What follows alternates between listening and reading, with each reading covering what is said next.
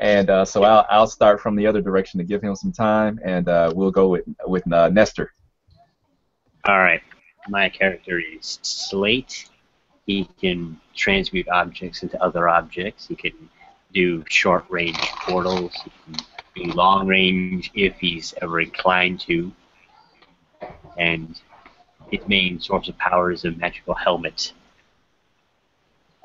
Okay, cool. All right, Joe. He never gives out his name. Okay. Oh, okay. All right. Okay, Nestor. All right. Thanks. All right, Joe. You're up. Okay. I will be playing a character called Forethought. He is a hyper-intelligent psychic. Escaped from the lab, basically, and he's rather young, only 16 years of age, but is incredibly intelligent and has mental abilities of telekinesis and telepathy. Okay, cool. And, Oh, I'm sorry. Go ahead. he also, due to his hyper-intelligence, has a if he focuses enough, he actually can do a little probability manipulation or control. Okay, Jim. You all right, talking. everybody? No, sunflower seed. Okay, I'm going to be playing Wonder Man, and he is powered by the Greek gods. He has a couple of items of iniquity, or what is it? Antiquity. There you go. Antiquity. Yep.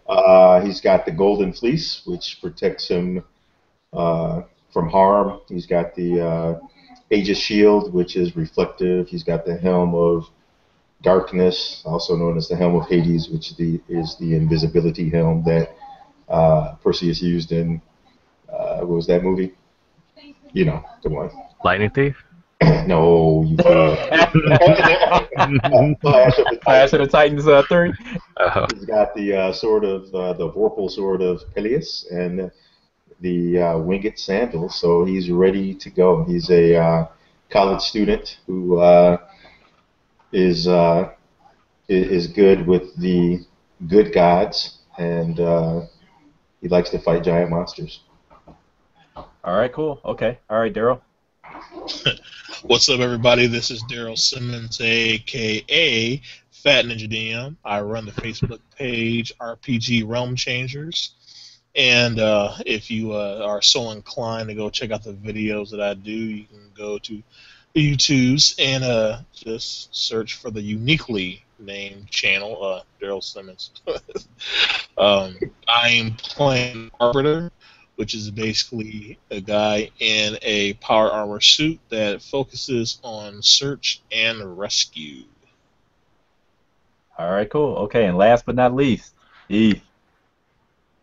Bring it on home. YouTube's Heath Wanamaker here, a.k.a. Bruce Wayne. I'll be returning with Tempest, the Greek-written elemental manipulator seeking penance for past actions.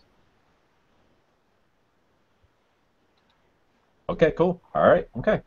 All right. So that being said, our episode tonight begins or continues, I should say, with the part-time members of Hero Corps.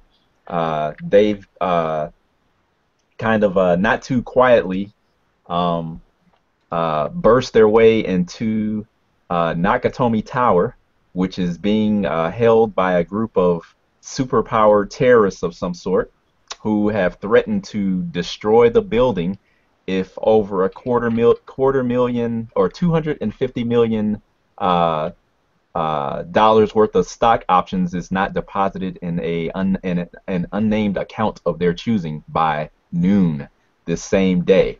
So the heroes were actually, they jumped out of a transport vehicle and burst through on the 50th floor, and were in the process of trying to rescue all of the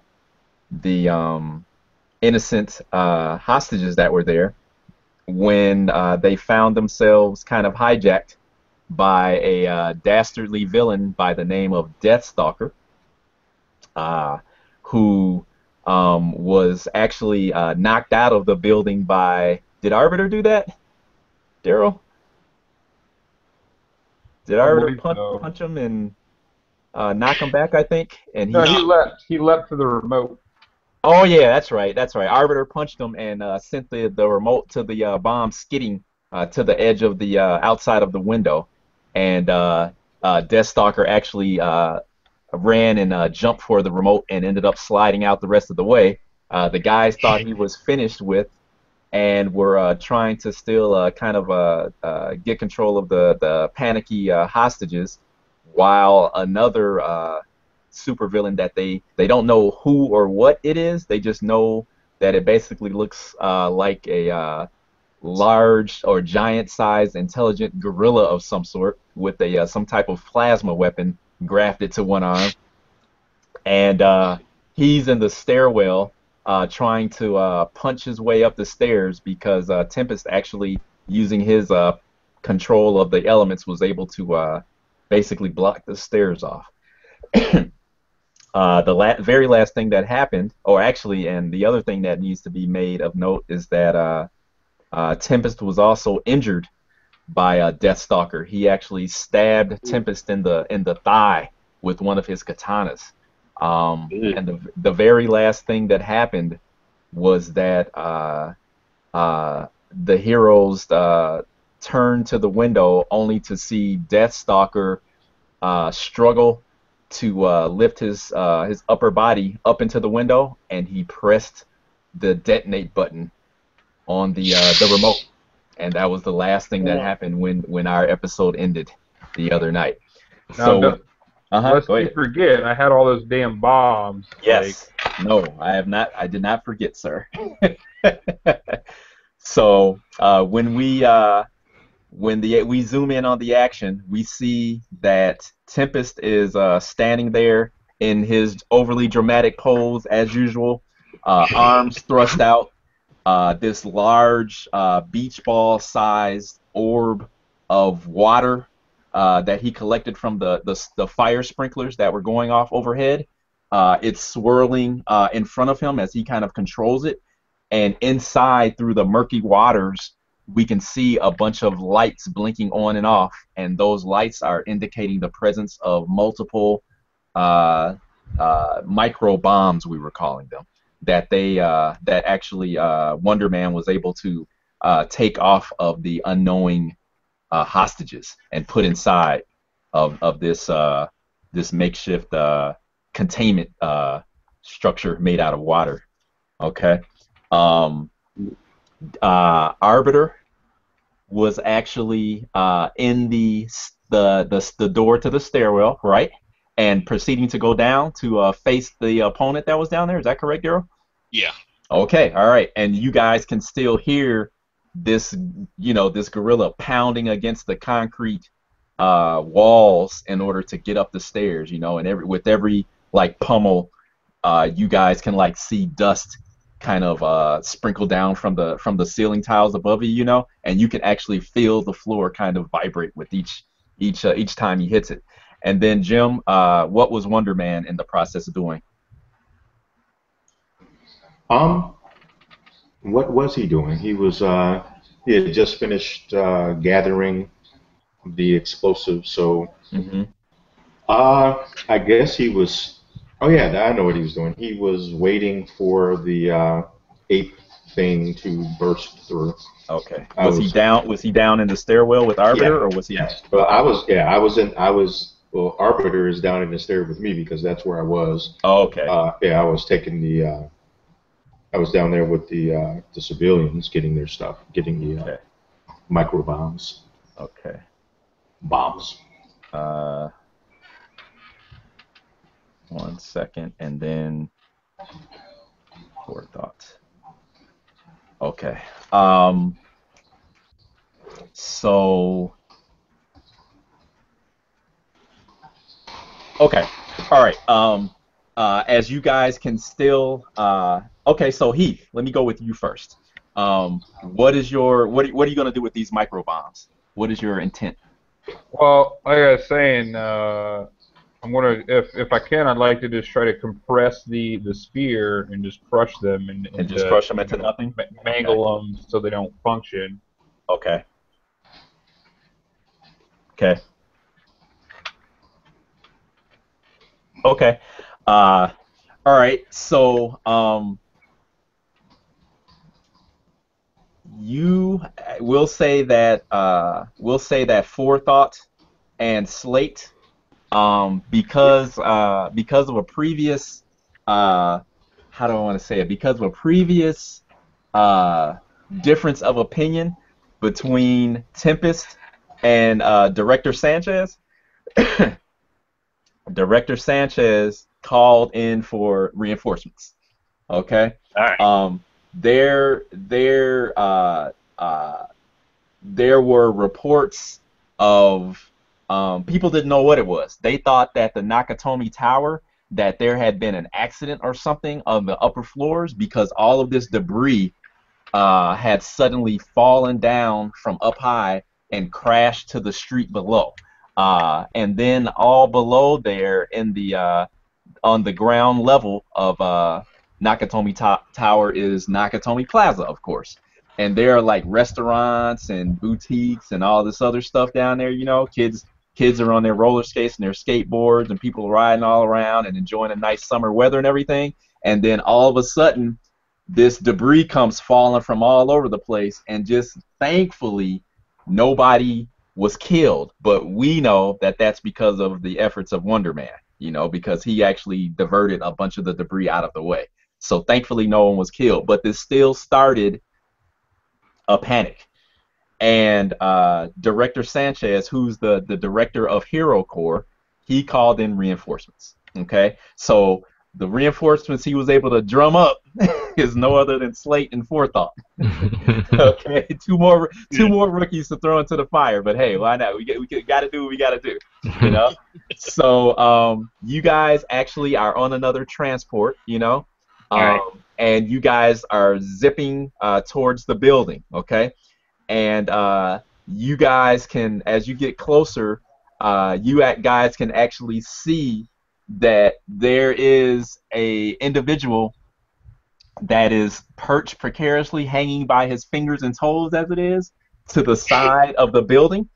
And you see his upper body and his face, you know, are kind of leaning inside of the now destroyed, like it's multiple huge glass and chrome, you know, and stainless steel windows, and they're just like blown out, you know, and all of the glass around the windows is just like spider, you know, cracking and stuff, and you can still see like little pieces like break off here and there and kind of tinkle down.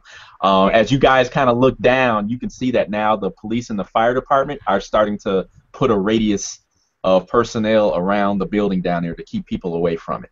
Okay, and you can hear. And actually, all you guys, everybody's going to be Team 1 in a second, but Team 1, you guys can actually hear sirens and stuff. You know, the echo of sirens coming from down below you guys. Okay. So Slate and Forethought, you guys are in the helicopter. The co-pilot turns around, and well, it's not really a helicopter. It's a kind of like a hover transport. The co-pilot turns around. And he says, how are you guys gonna get in there? Okay. What do you, Okay, I look at Slate. I'm not intended. I look at Slate and I go, do you mind? No. Okay, so what are you gonna do? I'm assuming I'm asking Nestor. What's Slate gonna do? I'm thinking either we're getting in the building through. I'm guessing we're going to use a set of my portals to get inside. Okay. All right. Now, one thing I wanted to ask you: when you said before that Slate could have 2 portals at a time, was that just the portal point A and point B, or is that's all it is? That's portal 1 to jump into and portal 2 to come out of, right? Yeah, point A and point B. Okay, gotcha. Okay, cool. Okay. All right, okay. So when Slate creates his portals and everything, what does it look like? What does he do? It's sort of like he'll have a hand near the area that's point A is at, and he'll have a hand at point B.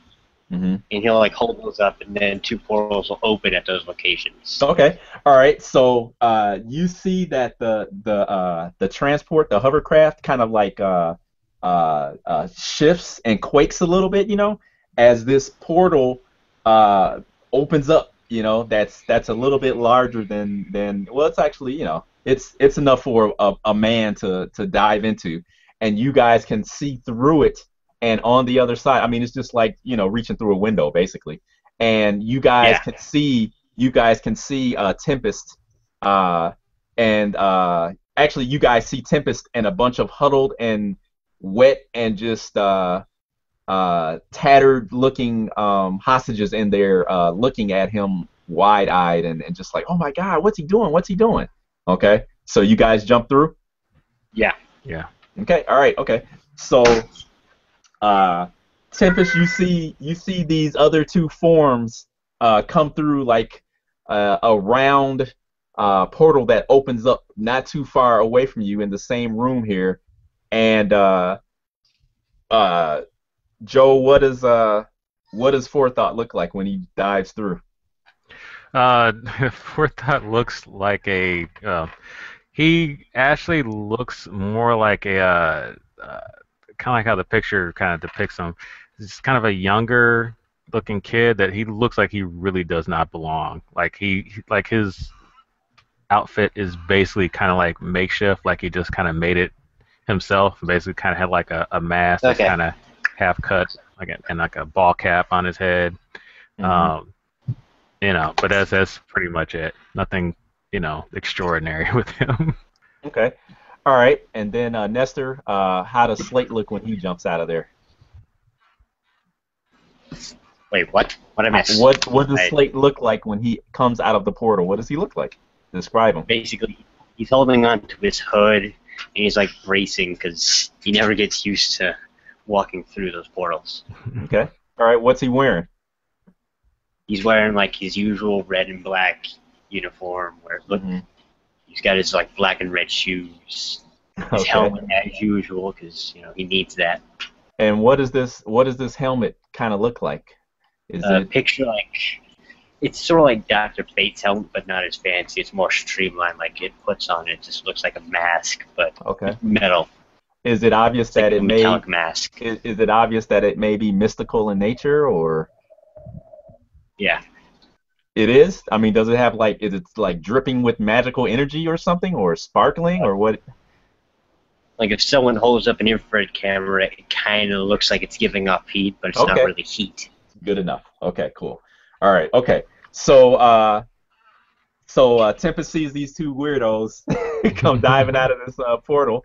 Okay, and that's when Death Stalker clicks the button. Okay. So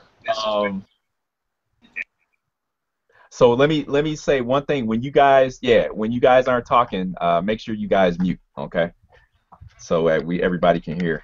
So he clicks the button. Okay. So basically, Heath, the micro bombs explode. Okay. So what you're going to have to do is you're going to basically have to retain control over this water, this cage of water, or this container of water, in order to not have the bombs just basically explode and injure not only you, but these innocent hostages and stuff that are around you. Can I assist Tempest in what he's doing, because you got the what is it, ice water, something like that. He said it was water. It's got like a sphere of water trying to like put pressure, like oceanic depth pressure on it. Can I jump on top of it with my shield and sort of direct it, reflected energy out of the? It's a magic shield. Don't give me that look. It's magic by definition. That's what the shit does. I didn't interrupt. I'm letting you explain. You did. I'm sorry. This is what you did. You did this. You got your camera. Oh, okay. That's because I was going to interrupt, but I was like, well, he may have something, so let me be quiet. Go ahead. Sorry. So I'll utilize my magical shield, the same as my little winged boots that let me fly. and try to direct the kinetic energy of the explosion somewhat, mitigate it, mute it, because his water sphere is going to reduce it a lot. So I just need to make sure that I can help him out so that it doesn't hit any of the people. Help keep me from getting fucked up more. That's a team player. Yeah, because you got 1 foot, but you're on the way out, man. You got stabbed in the ass and everything else. Okay, all right. And So, anime blood geyser out of my thigh. so what we'll say is that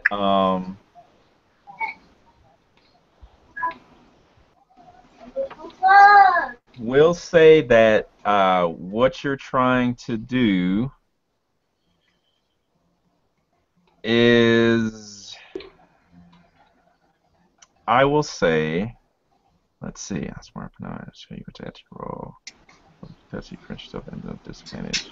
Okay, I'll say it's. Well, I'll put it this way. We'll say that you're basically trying to basically seize control of the detonation from Death Stalker, and you control what the outcome of it is. So we'll go with that.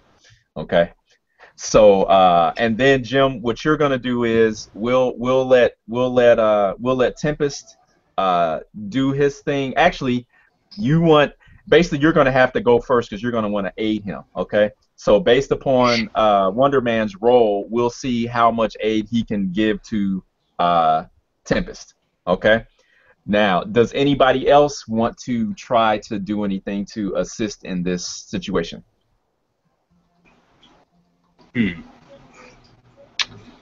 First of all, does everybody understands what's happening, right? And remember, you're heroes. Are they? And remember, that means you have to be proactive, not reactive. Hey, don't take away their agency. You're taking away my agency, man. I can be an ass if I want to. Okay. Okay, so there's a bunch of people in here as well, right? Oh yeah, of course. Yeah. Like, is there still people within the area that we're at? Yes. Yeah, there's yes. like 30 of them. Yep. All right. All right, then what I'm going to attempt to do is, well, since they're kind of focusing on the explosive force of it, I'm going to focus on trying to, if anything kind of gets out, to keep the, well... Nah, once it goes, it goes. Okay. Yeah.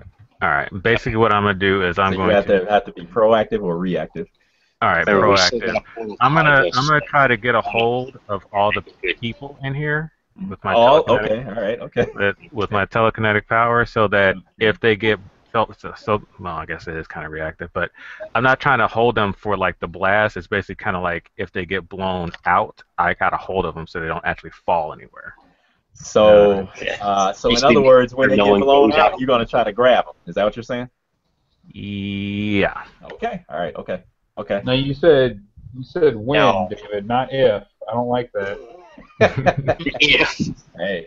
All right. Okay. All right. So, what about Slate? Is he gonna try to do anything to help this situation out? Let me just check my character sheet real quick. I'm thinking I'll probably try and get more of the people out that I'm guessing are still here by using a portal to get it into like the staircase area. Okay, so you're gonna open up a portal, and then you've got to tell the people go through here, and then when they go in, they appear in the stairwell, right? Yeah. Okay. All right. Okay. Understood. Okay. I know what Wonder Man is doing, and then Arbiter. Well, I can try. Basically, I'm going to try to redirect the energy from my suit that I have left, because I've been kind of going full bore here, to try to make a containment beam to help aid, like, cushion the explosion, like, not necessarily redirect it, but like make a sphere around sphere. Okay. So when it does go, hopefully with the two spheres can actually just completely muffle out the explosion. Okay, so basically what we have is Tempest being aided by Arbiter and Wonder Man. Okay, and then we have Forethought waiting to see the aftermath of this, and if he needs to, he will pluck any people that may be blown out of this, blown through the plate glass and outside to fall to their deaths. He's going to grab them. And then we also have Slate, who is trying to, who will also try to assist some people to get out of this room into the stairwell. Okay, all right. So we'll do the immediate action first, since the bombs are the most important. Okay. Yeah. So all right. So Wonder Man, you are trying to aid someone that you have a bond with. So what your bond with the team is 1, I believe. Okay. So you roll 2d6 plus your bond. All right, let's make this happen with this boxcars, baby. Now, are you gonna burn any bonds to ensure? Okay, all right, okay. Holy, okay, I got a 4, 5. Okay, all right, that's not good. Okay, all right. Okay. Okay, so explain to me how it looks when Wonder Man does what he wants to do. Well, he is going to jump onto Tempest's watery sphere. Okay. And he's going to take his shield, and the shield is concave, so he's going to flip it over and try to land, try to contain it. But unfortunately, as it explodes, explode. Well, hold on. We got Arbiter. He's got to do his thing, and then he does his thing, and then we. So I'm trying to get purchase on top of it. Since it's water, it's making it a lot more difficult than I thought it would be. Okay. And all right. So we could say maybe you're actually kind of not sinking in, but you're purchasing. You're kind of unstable up there on top of it. Okay. There you go. Okay. All right, Daryl. Now, what Arbiter is doing, on your character sheet, we don't really have anything that says that you have kind of like a nullifying beam or anything like that I see, okay? Right. So basically what you're doing is you're trying to push your abilities, okay? Yep. So in order to nullify this stuff or stabilize kind of like an area or whatever, how difficult of an action do you think that would be for you? It would either be difficult or borderline. Okay. All right. Okay. All right. So I'm gonna say, since you're trying to contain the power of a bunch of bombs, even if they're grenades, whatever, it's gonna be. We'll say it's borderline, because that's pretty. There's a lot of power in this these grouped explosives. Okay. So no stat, just roll 2d6. Can I burn a bond? Yep. What do you want to burn? I want to burn the bond with Hero Corp. Okay. Okay. Okay. All right. Okay. Screw those guys. All right. So Arbiter -1 bond with Hero Core. Okay, you got it. Yeah, because basically. Now, is this with the team or is this with Hero Core? Just Hero Core themselves. Okay. I feel like they sent this in here kind of blind. They didn't have no decent intel. And now, on top of that, they sent just 2 random rookies here. Well, you a rookie too? They didn't tell us shit. They just loaded up. It was just like no lube. It was just like the situation's already foobar enough. Oh, let's throw some more shit in the game. We're gonna call this episode "Trial by Fire." Boy. Okay. Okay, that's what we're gonna call this. Okay. All right. Okay. All right. So roll that 2d6 and tell me what you got. All right. First one is a 4, and the second is a 2. Okay, so that's you guys. Okay, but you burn a bond though. Okay, so that I'm glad you did. Okay, yeah. you needed to do that. Okay. All right. So you barely do it, basically. Okay. So let's see. You got an ugly choice coming your way. All right. So hold on. Let's just. I'm gonna just make note of that. Okay. So you got an ugly choice, man. Huh? I was telling him like this is how it feels. Right. And you're also gonna take a moderate Consequence or whatever you call condition. Yeah. it. Condition. Okay. Yeah. But we'll hold on. Don't we don't know what it is yet. Hang on. We'll see what happens and then we'll decide. Okay. So basically what happens is how does it look when this containment or nullifying beam comes into existence? What does it look like? Arbiter stands and looks up toward this sphere, Mhm. and the chest cavity of his armor spins around and opens up, slides open, Mhm. and the reactor of his suit kind of pushes out a little bit, and then it starts to emit a green and a yellowish beam around the sphere of water, Okay. and you see Arbiter like starting. He's standing there with his arms like this, but you can see that he's really concentrated and it's starting to shake. Oh wow. Okay. All right. Okay. It's spending so much energy. Okay. All right. So okay, that's fine. Okay. That's fine. So actually let me make a note here because can moves be doubled up is what my question is. Okay. All right. Okay. All right. So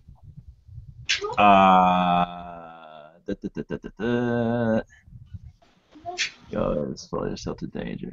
Okay. Make ugly choice. Okay. So all right. Okay. All right. So Heath. Okay. So because of the situation, I figured that it made most sense that you would probably have to basically seize control of this situation. Okay.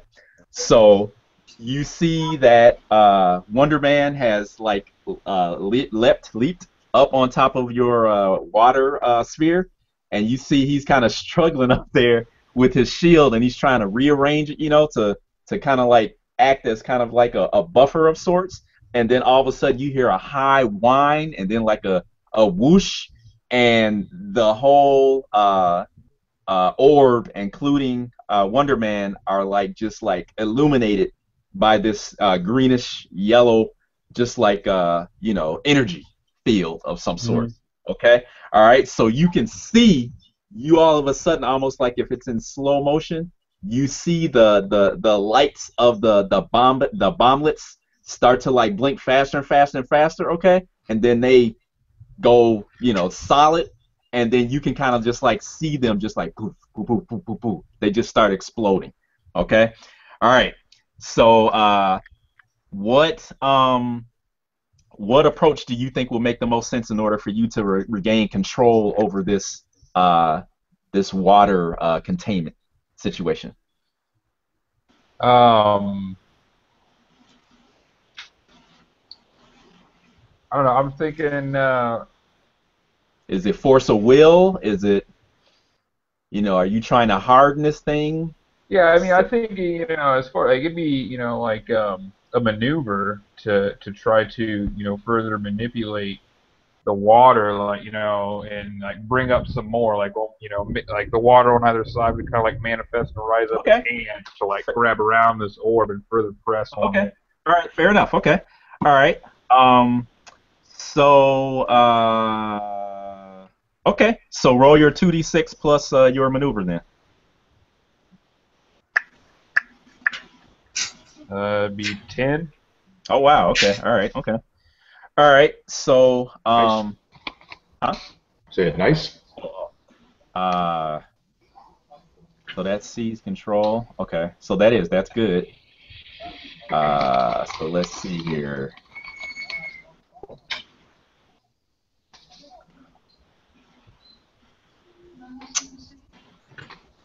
Okay, so you are able to contain the explosion for sure. And okay, so you can choose two things, okay? Mm-hmm. We know that you seized control over what was the contested situation, so we know you were able to contain the explosion. The other thing you can pick one of, you can either prevent yourself from being into harm's way, or you can make something happen, so to speak, to Death Stalker? If you choose for something to happen to Death Stalker, then that means you're gonna take some kind of repercussion from what you're doing. I mean, Okay. why stop now, man? I'm on a roll, right? See how fucked up I can get. Your choice. You're gonna roll right out. Yeah, right. Okay.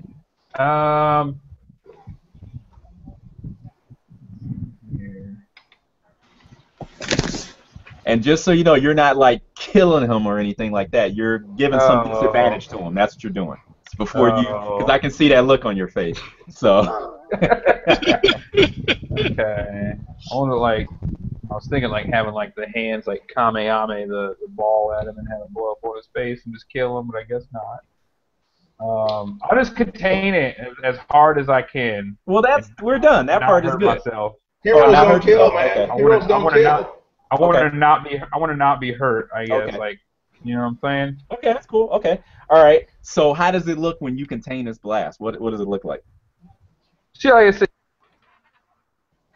Uh-oh, we lost your audio. Do you still hear me? Okay, there Now you I go. do. There you go. Yeah, you see the water start to swirl and coalesce and come up, and I guess if there's like an iconic thing, you know, that he's known for, it's often manifesting in elements in the shape of hands. Just come up and just slam over top and start to, like, you know, you can almost see like the water like flexing and pressing in harder on the spear, like trying to crush a baseball. Okay. All right. Okay. All right. So now with that, we'll determine what Wonder Man's situation is and what Arbiter's situation is because of this. Okay. So with Wonder Man, we know that he wasn't successful with his trying to aid Tempest with doing this. So when the hands of water, you know, I guess once the initial explosion happens, Tempest is able to actually control more of the water coming out of the sprinklers in order to kind of reinforce the orb. Does that kind of make sense, Heath? Yep. Okay. All right. Okay. So, Jim, what happens like when you see these other watery hands come compressing all around you? Well, so it's something bad, right? You failed, so it doesn't have to be necessarily bad. It could just be, you know, it could be a disadvantage of some sort. You aren't taking damage per se. Don't think of it like that. So. All right, I'm going to get hurled. The stone wall is still there, right? That's in the stairwell. Right.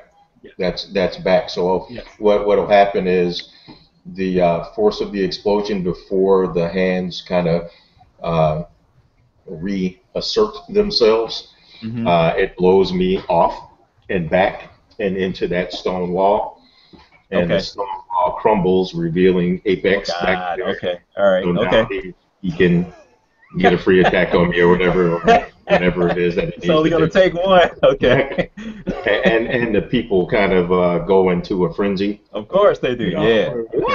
That was going to happen normally, boy. Okay. And that was Tempest screaming too. Right. Okay. All right. So you guys see Wonder Man, as Jim explained, gets basically tossed into the tumbling head over heels, past Arbiter, into the stairwell with a crunch, okay, or a clang because of all his shield and everything else down there. Okay, all right, so then Daryl, Arbiter. So you see, you know, basically what happens, and let's see, what can I have happen? With the explosion, even though it was contained by your and Tempest's combined efforts, you know, you see that when Wonder Man is thrown, you know, into the stairway, that he actually like a bowling ball goes through a crowd of huddled innocents, you know, hostages, and scatters them just like, you know, bowling pins pretty much here and there. Okay, so I'll let you make a choice. Either you can actually hang on. Yeah, you can make a choice. You can okay. I like that smile, man. There's one because I gotta rein myself in a little bit. There's one hostage that goes rolling towards Death Stalker, and there's another hostage that is that goes rolling towards the stairwell, kind of in Wonder Man's wake or whatever. You know, kind of gets tangled up with him and goes with him. So who do you want? Who do you want to? Who would you want to be able to grab a hold of? Oh, fuck you, man. Gotta be a hard choice, man. That's the point. Wonder Man.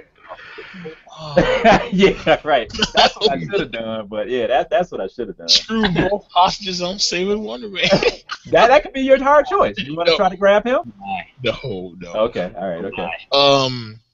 I'm going to go for the one that's tumbling toward Death Stalker because Death Stalker has that hostage. He's got another hostage. Okay. All right. Okay. So, All right. Cool. Okay. So when Arbiter ducks down to grab the tumbling hostage, the other hostage that's tangled up with Wonder Man goes over your head, and you hear them kind of in a tumble go into the stairwell, and you hear the hostage scream and everything when they go tumbling past. Okay, now, and then we'll say that for Arbiter, we'll call his moderate condition.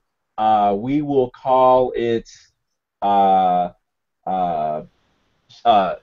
short. He has a short circuit because of all that energy that he let out. Yep, we'll call it a short circuit. Okay. All right. So Tony, you all of a Tony, sudden my hear an systems are alarm, down. huh? What'd you say? Tony, my systems are down. Right. You all of a sudden hear an alarm going off, a ding, ding, ding, and on your display inside of your helmet, you can see that there's like system error, Okay. Oh God. Suit power is offline. Right. Imminent shutdown in 3, 2, 1. It requires 350D batteries. Right. Oh my. Get a Walmart credit card. Okay. All right. So we are going to basically start at like the top of quote unquote initiative, so to speak, and we'll go from there because now everybody can kind of take a deep breath and kind of figure out what's going to happen next. All so right. Here's the situation, guys. Then, okay.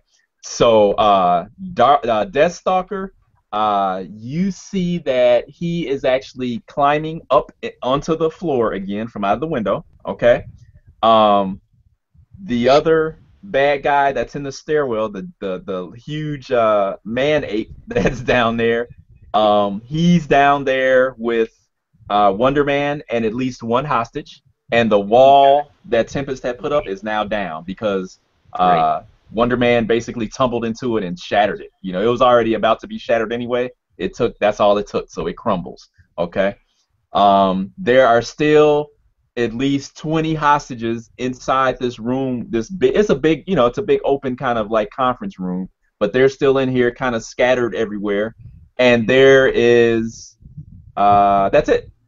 Okay. So actually, let me do it this way. Since you two guys didn't get a chance to do anything last turn, we'll let you guys go first. So actually, Joe, you can have Forethought go first. And then when you're done, you decide who goes next. All right. There's a lot going on. Yeah. Okay. It's an action-packed issue. Good. Tag Cobra. Silly. Okay. All right. So let's see here. So he's crawling back up, and we got the getting up. He don't look happy. Yeah. Okay. Come on, Forrest Gump. Come on. All right. Well, let's see here. I think I will help him get up, but I'm gonna hold him basically outside so that he can't grasp anything. So you can hold him a good distance away from the window. Right, exactly. That's what I'm planning on doing. I'm gonna help him up, but hold him out like away from the window. Help him with what? Like since he's kind of pulling himself up, the Stalker, I'm gonna hold him like hold him out there several feet away from the window. Hold on. Wait. Hang on, Esther. Let me hear what Joel's saying. Okay, go ahead. What are you gonna do, Joe? Telekinetically grab Death Stalker and hold him like I don't know, like 20 feet away from the window. Okay. So, All right. Dangling from outside the window. right. So Okay. All don't mess right. with me or you're gonna fall. Okay. Kind of deal. All right. So Okay. that's a simple action for you. You know, Hmm. that doesn't really cause you to have to strain or anything. That's not outside of the realm of possibilities for you at all. Okay. Hmm. So what you want to do then is you're going to that's it's still basically a takedown is what you're still doing. Hmm. Okay. Or actually, you know what? Actually, I will call that a seize control. Yeah, because you're gonna grab him. Okay. So go ahead and roll your 2d6 plus the approach that you're using. Okay. I think it's pretty straightforward. I'm physically trying to move him, so I guess that would just. But So don't want smash. him. Yeah, I guess it'd be Okay. smash. I'm Okay. like trying to Okay. move away from the window. So Okay. cool. Go for it. Six. Okay. Total. 6 total. Yeah. Okay. All right. Okay. So how does it look when forethought tries to grab him? What does it look like when you do it? With the outstretched hand, Mm-hmm. you see like kind of like a swirl of Actually, it's not really like a swirl of energy. It's like Mm-hmm. just the material, like papers and just stuff, kind of swirl away, Mm-hmm. kind of like almost like it's reaching out in Mm-hmm. that direction, and as it kind of swirls around him with Mm-hmm. dust and paper and whatever material happens to be in the area. Mm-hmm. Um, Once it kind of gets around him, Yes. all that material basically kind of almost freezes, like almost like perfectly like still, like it's like instead of like blowing in the wind, it's like it Mm-hmm. froze in that position, and then he gets pulled from the window and out. Okay. All right. So you do that and reach out with your mind in order to just like grab him in your mental grasp, and you see that he looks up as the papers, like you said, just start kind of like freezing and stuff, and stopping in midair and everything, right? Hmm. You see that he makes a gesture, and you see that with two fingers he kind of draws a symbol in the air, and you see that the symbol kind of floats there, like it's made out of some kind of energy of some sort, Hmm. and he vanishes. Nah. Okay. All right. So who goes next, Joe? Arbiter. Okay. All right. After I did my containment beam, my reactor goes back into the suit, closes up. But as it's going back in, you see a small little trail of smoke coming from the reactor as it slides back into my armor. I go down on one knee, then get myself together. Then I catch the one hostage, from the situation, get them out the way. I'm looking around now. Is Tempest still in my view, or is he like tumbled down somewhere where I can't see? No, no. Tempest is still there. After the bombs, after he contained the bombs, you Hmm. can kind of see the release, and the relief in his body, but he's still standing there, and you see he's still bleeding from the thigh like a stuck pig. Well, Because we never healed that, right? We just healed his arm no, before, right? no, Okay. we Okay. didn't. Crap. Remember, I got stabbed, and then he yanked it the fuck out on top of that. Ugh. Yeah, I think you've got two critical conditions on you. Yeah, I do. Thigh wound. Yeah, thigh wound and ruptured artery. And not just that, but the guy was talking crap too. Yeah, he was whispering at you too. Yeah, he was making whispering sweet Okay. nothings in your ear. Crap. Now, what about Wonder Man? Now, did he tumble somewhere where I can't see him, or? Yeah, he's behind you, and he's down in the stairwell, and you hear like a rumbling there that sounds like only the sounds that a giant cyborg gorilla would make. So you don't know if that's his stomach or if that's something else going on down there, but something's about to happen. Yeah. Oh boy. Okay, so we still got hostages though all around, basically. Yep. Crap, it's not being easy at all. Now, do I see the two rookies? Oh yeah. There's no only person that's not in your sight is Wonder Man. Yeah. All right. I look over at the portal guy, and I just say, "Hey, portal guy." Name's Slate. All right, Slate, start getting those people out of there. That's top priority. All right. And so I say that, and I'm like, well, I really don't like Wonder Man that much. So I'm going to fly up to Tempest and start treating that one wound, that really bad leg wound. All right. That's what I'm going to do. Okay. Now, when Okay. this, All right. when this 1,000-pound gorilla jumps up on your back, you're gonna love you some Wonder Man. So who goes after Arbiter, Daryl? I will say I'll say Wonder Man. Okay. Hold on. So let's do this then. I'll lose my action for that last thing. Hold on. So you know that are you trying to stabilize Tempest? Yes. Okay. All right. Okay. So that's possible for you to do that. Okay. So let's see here. Okay. All right. That's fine.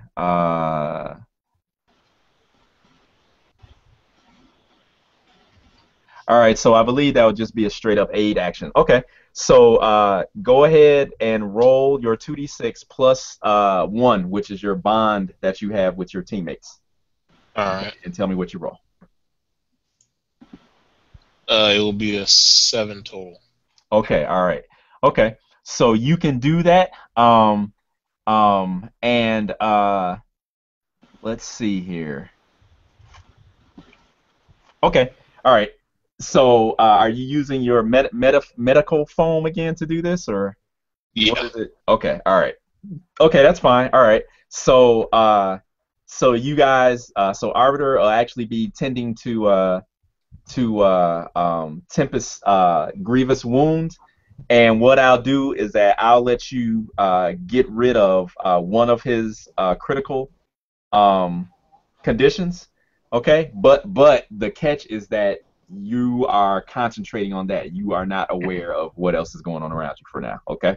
Go ahead, Joe. Tell him what a real EMT power armor would do. Okay. All right, Wonder Man. Not gonna go into that. You open your eyes and you see that there is you hear the whimpers and the cries of this older executive who is he's not even hanging on.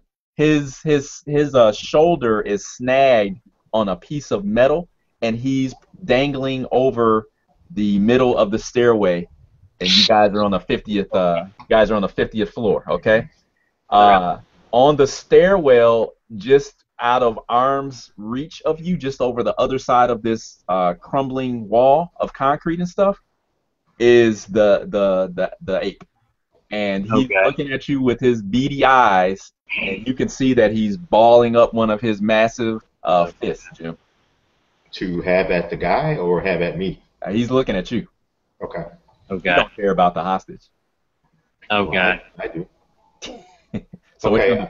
I am going to leap past him. I'm going to make it look like I'm coming at him, but in fact I'm going to grab the hostage and snatch him off the beam or whatever he's on, and use my winged sandals. They're not sandals, they're boots. My winged boots. You're right. Because I can't. Socks and sandals. Sandals. Got on some black socks and sandals. winged Nike flip flops. So I'll grab my intent is to grab the hostage and get him to safety so that I can begin. And what is safety?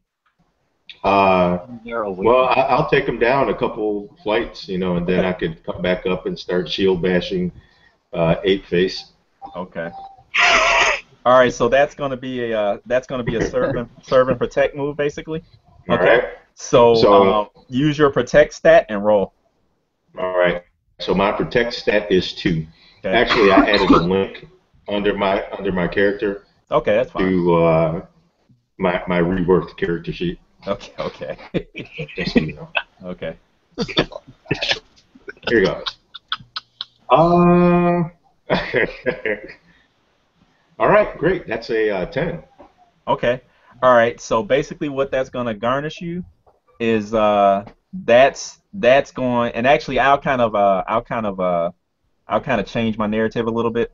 So you see that before you make your move, you see that the gorilla, you see that he kind of follows your glance to the dangling hostage, and you see a devilish grin spread across his face, and he like exposes his fangs and everything, and he looks like he's about to make a move towards the hostage when you leap and make your move before him. Okay, so you generate 3 hold with that. Okay, Back so off, Creed. yeah, right. So with that, let's see, you should be able to, huh? I'll change locations. Can I You change location? you broke up. Oh, I'm sorry. Can I use one of those to affect a change location? Okay, all right. Okay, and then what else? All right. So change location. I will put my if needed, and I I will don't take know no why you're harm. breaking up. Can you guys hear him okay, or is it just me? No, he's breaking No, out he's to me breaking too. up. He's breaking up. You Yeah. got anything? You got anything installing or 5 other programs running in the back? Nah. It may be good now. Nope. So I heard you say you're gonna change location with 1, and then what else? It may be the 27 devices on my freaking. Oh yeah, it could be, man. Yeah, we'll make it work. Okay. So what else are you gonna do? All right. So change locations. Yeah. Then I want to take no harm. No. You're looking at the takedown move. Okay. You're doing a serve and protect. Okay. So what are my options? You know what? Never mind. I'll change locations twice. Okay, you're just gonna do that. Okay. All right. Yeah. And then I get 3 or 2. You get 3.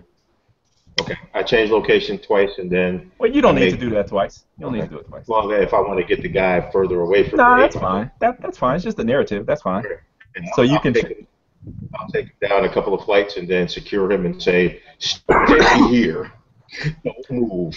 Okay, so you change location to take him down. Okay. Mhm. Are you gonna take no harm in the doing?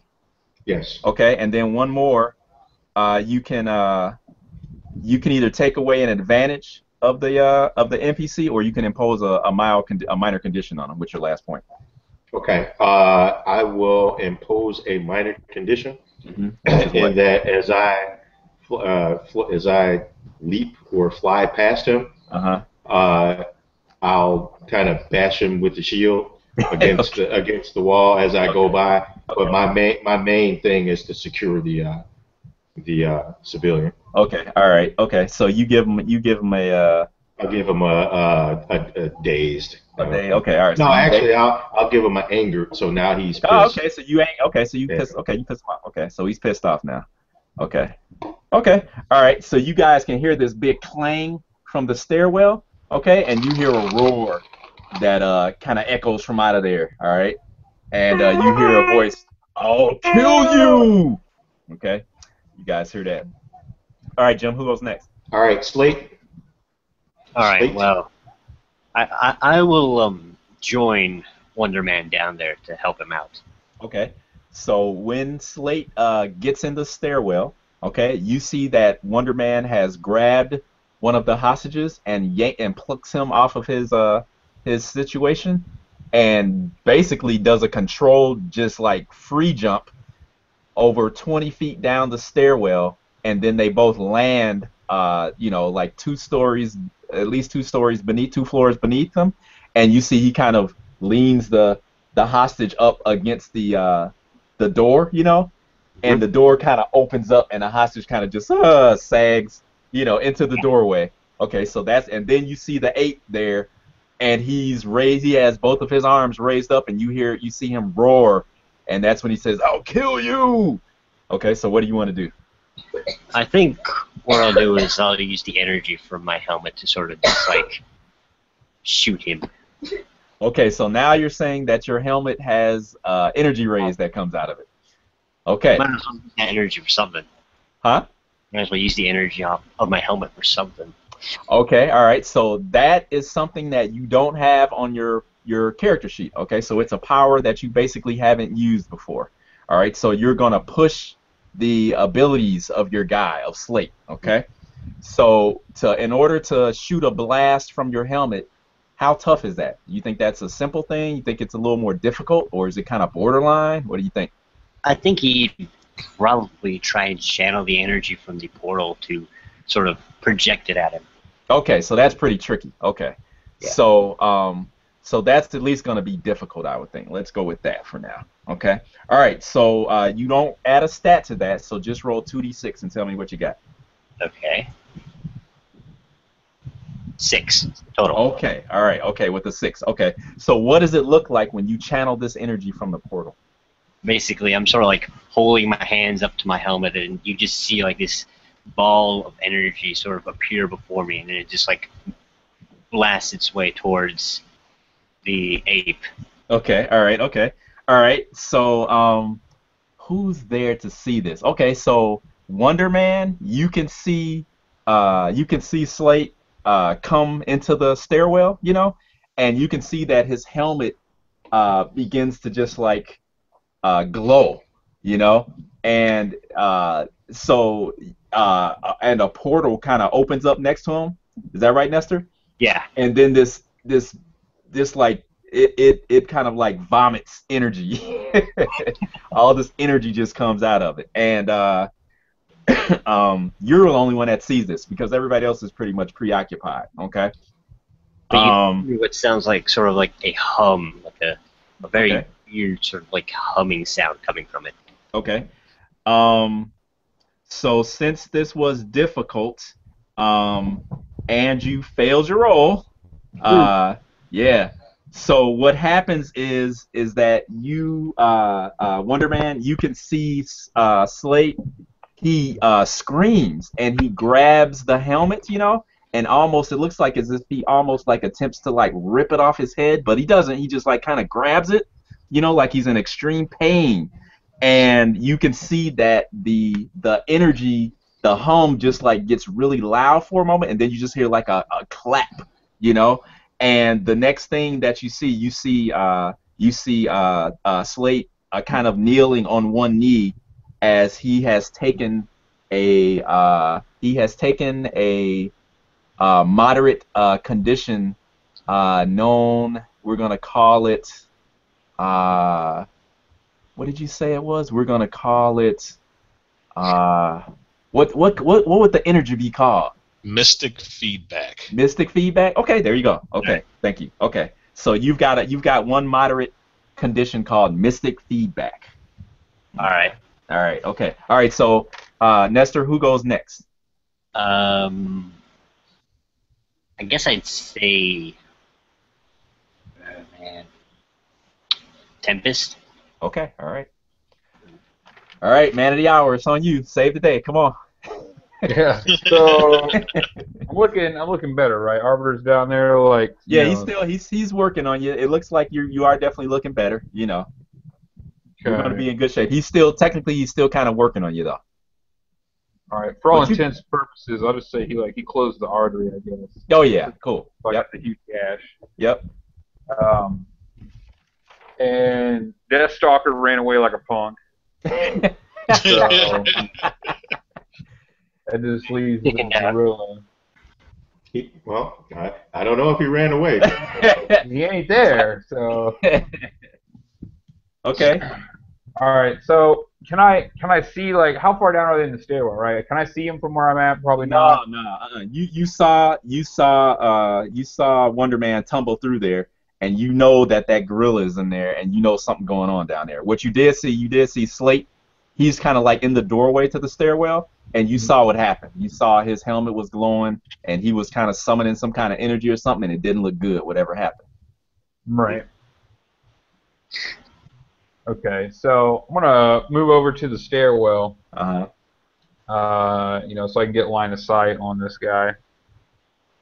And I want to sweep my hand and take the water and start to coalesce it, and have it like you'll see what looks like a crescent shape rising up out of the floor as the water condenses and moves up behind me and rises and rises, and then it's like a watery shark just like leaps off the stairwell to like clamp down and slam into this gorilla. Okay. All right. So that's a takedown move. Okay. So what approach you're gonna use to perform this with? Maneuvers Okay. to shape the stuff. Okay. All right. Okay. So make So your roll. Tell me what you got.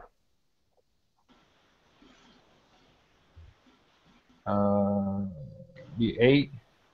Oh wow. Okay. All right. So what happens is you got a choice of two different things you can do. Okay. Okay. You can hit them with one, or you can hit them with a condition. Okay. It can be a minor one for 1 point. Okay. Or it could be a moderate and use up 2 points, and that'll be it. Okay. You can take away an advantage of his. The only advantage you really see is that that plasma bionic arm he has there. Okay, so you can maybe do something to that. Okay, you can force to change the location, meaning you can knock him up the stairwell, you can knock him down the stairwell. And remember, the last thing is that you also have the choice, which will cost you 1 point, is to, when this happens, to make sure that nothing happens to you during this exchange. Remember how we went through that last time? Mm-hmm. Okay, Yeah. so if all that you remember all that, that's what you can do. Okay. Right. So, this plasma thing he's got going Yeah. on. Is it like emitting, like a flaming Yeah, energy just or something? like the picture, man. Oh yeah. All right. Well, that's gonna, seeing like this fire, emitting, out of the end of this gun. It kind of like triggers like a flashback for Tempest, for a second. All right, man, make it quick. Go ahead. Do your thing. Go ahead. It's just like burns, right? He got burns. Yeah, he's got like these yeah, horrid yeah. burns. Oh. He sees this, if you look at the picture, like half his like cheeks and Yeah, yeah, he yeah. sees the flame. Like it zooms in like one of his eye and you see the fire burning there. Then like in his mind it's like you see like there's a woman in his house, and she's smiling, and then there's a little girl that kind of comes into view, and she embraces her in this big hug, and a man comes into view and like wraps his arms lovingly around him. Then we see, the man and the woman, they're like smiling together, as the girl leans forward blowing out candles. And the smoke from the candles moves and swirls, begins to coalesce, and it like turns orange and spreads like flames. And then the woman is embracing this girl while the little girl is like reaching out, peeking from beneath her mother's arms. The flames are roaring around them, and the camera shifts around, and behind, them, there's this figure standing in the flames, swirling around him. And for a moment, it's like they just take like the shapes of horns cresting on his head, and the figure reaches out. And then we see, there's like smoke rising as the scene changes, and there's a charred landscape, the smoldering remnants of a house, and there's a man kneeling in the ashes. And looking over his shoulder, we see like what looks to be buried in the ashes. There's like blackened bones, smoke rising around them, and the ashes begin to get moist as like tears roll down the burnt face of this man. He clenches his fists, throwing his arms wide, and roars just a howl of anguish into the air. And it zooms out, and like ashes just kind of sweep across, and the scene fades. And we're back in the building, and he's just furious. Like he cannot stand the fire. Like one thing that might stand out is, despite his elemental control, he just refuses to do it with fire. and he sends this shark out and has it just clamp down and rip this fucking fiery appendage off his arm. He wants it gone. Okay, so are you going to use both your points to do damage to this guy? I want to, so I can pull that thing off his arm like that. Okay, all right. So you want to try to take away an advantage, and that'll use up both of your points right there. Absolutely. Okay. All right, and then I made a note of it, but I don't know if you want to make a note of it too. But you will have a bond on your sheet called Haunted Memories, and it'll have 3 points in it. Okay. Okay. Because obviously that's something that affects you, and is very since you don't have family, we're basically going to use that as your connection to your family. Okay. And I'm sure you'll never play this character again, but that's how we're going to do it. What? I'm just teasing with you. I'm just kidding. Okay. All right. That's good though. That's good. Okay. So go ahead and make your well, you did. I'm sorry. Duh. Okay. So you basically attacked his appendage with your water shark. So okay. All right. So this shark basically moves down the stairs and just kind of rams into the ape, and you see that the water kind of just like concentrates and like swirls around his arm, and you can like see the shark head, the water shark head, just like open its jaw and just like bite the actual arm, and you see with a puff and the explosion, the plasma energy dies out, and you hear no. Okay, you hear him yell. Okay. All right. Okay, who goes next, Heath? Well, I think it's only the bad guys are left, right? So Arbiter went, right? Yeah. Man went. Foreskin Tempest didn't go. went. Who didn't? Joe. Or Oh, he did. Stop. I thought him doing the I whole went thing first, with trying to grab Ah, the okay. Oh yeah, that was first. See, wow, that's okay. These fights are lasting. Okay, my fault. Okay, all right. So everybody went. Okay, so it's bad guy's turn. Okay, so the great ape here, after Tempest put out his flame as it is, he screams, and since he's still pissed off, instead of running away, he bounds up the stairway, coming straight for Tempest. Wait. I'm right next to him. Oh yeah, he's knocked down, right? No. Didn't I put an angered on him? Yeah, that's so what I said, he's so is pissed. he angered? Is it on me? Oh, okay, that's fine. Okay, there you go. That's fine. Okay, well, who would he be more angry? I don't know. Well, I mean, I don't know.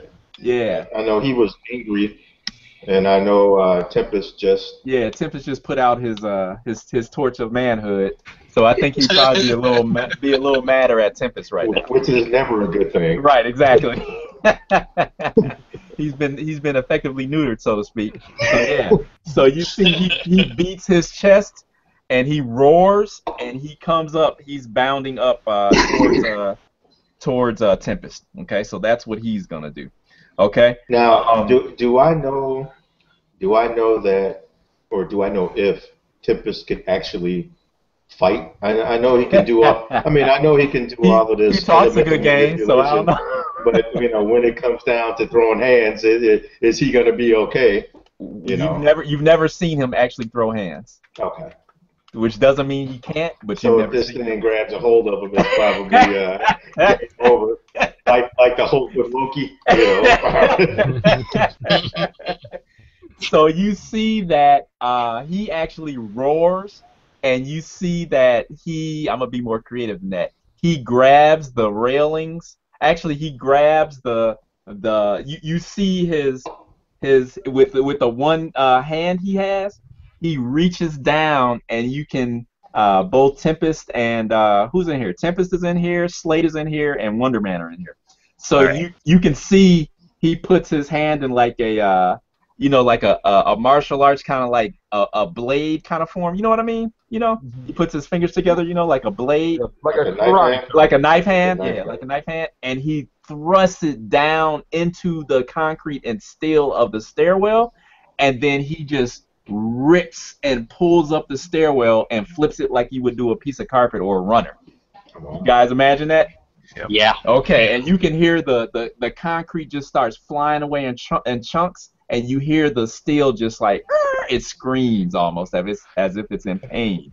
You know, as he just rips it up and he screams when he does, "You bastard!" No! Tempest and Slate go flipping back out of the stairwell back into the conference room. Okay, in front. Okay, all right. So let's see. My other guy here, he does what he does. See, I told you. I told you. So now let's see. Let's go to Wonder Man. All right. My action? Yes, Wonder Man. I am going to hurl myself at the back of the ape. Yep. And attempt to slam him through the wall and out of the, hopefully out of the building. I don't know if I'm that strong. I don't know where I am as far as. Well, you guys are still in the middle, the kind of. We're in the stairwell. Yeah, you're in the stairwell. So for you to not come out of the building would be like a, for you that would be like a possible to impossible task for you to do that. Okay. Yeah, based upon your strength. All right. Well, what I'm going to do is I am going to ram him in the back and slam him into the wall. Hopefully, that'll give. What are you just trying to damage him, or what's your intent? I'm trying to daze him, stun him up. Okay. So that the team can kind of rally together. Okay. And we can get Arbiter with his power punching over here. Okay. All right. And cool. We can lay some hands on him. All right. So is this your smash approach? Okay. And do a takedown. So 2d6 plus smash. Yeah. Are you burning anything? I have bonds. I have Avalon City is 1. Hero Core is 1. Actually, Hero Core should be 2 because I have 8. Okay. Grandma is 2, and then Pantheon Helenos is 3. Okay. So no, I don't want. Actually, I'll burn Avalon City because as I bash this guy, I'm causing a lot of collateral damage, and then the citizens, i.e. the hostages, are like, oh my God, this guy's out of control. He's a madman. They're on their cell phone. All right. Okay. Here, look, right. He's on the YouTubes. Okay. So, all right. So go ahead and make your 2d6 plus your smash. All right. So that's a 5 and I should have cleared it. 5 and a 2 plus a smash 1 is a 8. Okay, so that'll bump it up to a even better success to a 10 plus. Okay, so that means you get three takedown points. Okay, so you can give them a critical, or you can well, you said you want to smash them out of there, or you want to stun them up, right? Okay, yeah, I want to stun them up. So I shield that. So wait, hold on. So you can either do the maximum effect to him, or you can do a lesser effect and take no harm in the doing. Is what I'm trying to tell you. Here's what I'm going to do. I'm going to use. I have 3 pips to use, right? Yep. 2 of those pips are going to go towards his moderate condition, and then the last one is going to go against a. What do I want? I'm going to remove his advantage of his arm. So I know that Tempest actually. Well, it's out. So it's now no longer going. Right. Yeah. So as I bash him with my shield, I'm going to chink into it with the edge of my shield and knock a piece of it off so that it kind of sparks and does a bunch of stuff so that it will not reignite, hopefully. You don't have to use it for that. You can use it for something else. Okay. I won't make you waste it.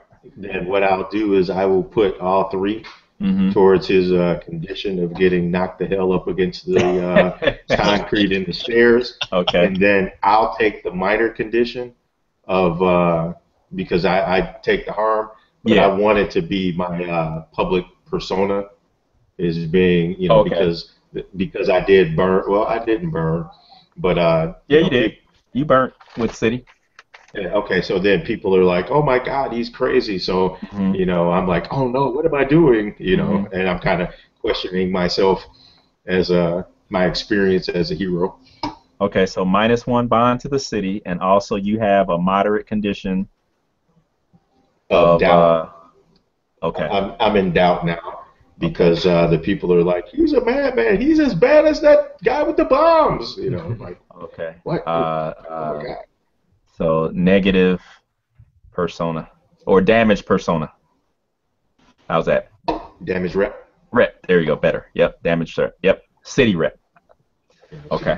All right. Okay. Cool. All right. And it doesn't help that it's the wall and it shatters. Pieces of concrete go flying, you know, all over the place. And Nakatomi, they're gonna sue all you all. That's all I gotta say. There's gonna be some lawyers involved in this. Well, luckily we got forethought because forethought can mind control people. Right.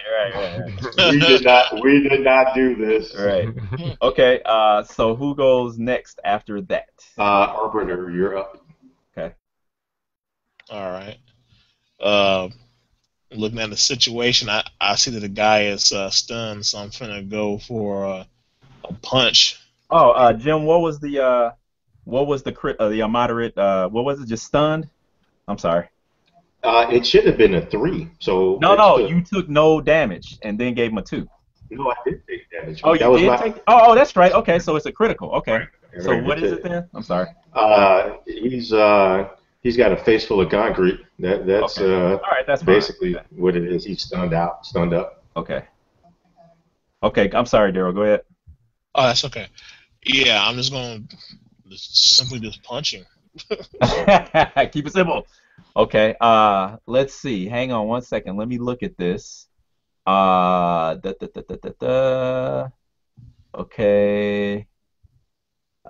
So that would be his critical. And okay, so actually with that critical, okay.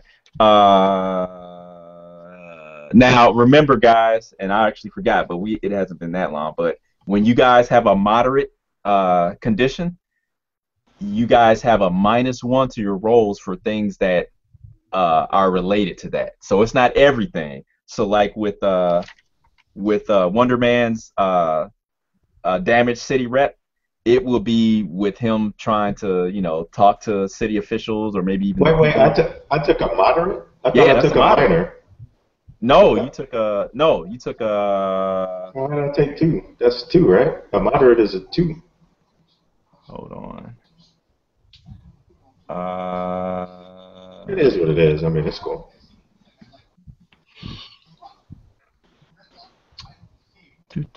I believe. Because that means that you'd have to use a take no harm twice in order to not take harm. Hang on, let me see. Keep it moving. Don't worry. I'm moderate. That's cool. I'm good. Just remember that if you take a moderate, it's -1 to your die roll in regards to that moderate. That's all I was saying. If that critical is -1 to everything. Everything, right. So what I was looking for real quick was to see if let me see something real quick.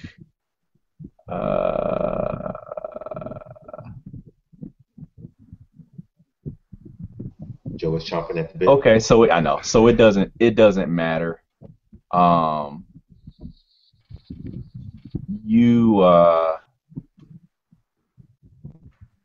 Yeah, okay. I don't know. You could do you have a mild or minor slot free? Yeah, I haven't taken. All right. Okay. Yeah, I don't know. It doesn't say. The reason I'm saying it is because I thought it's 1, 2, 3. You know. Yeah, but it doesn't give you the option to reduce the damage per se. But that's fine. So yeah, it would be minor. So let's, like you said, let's keep it moving.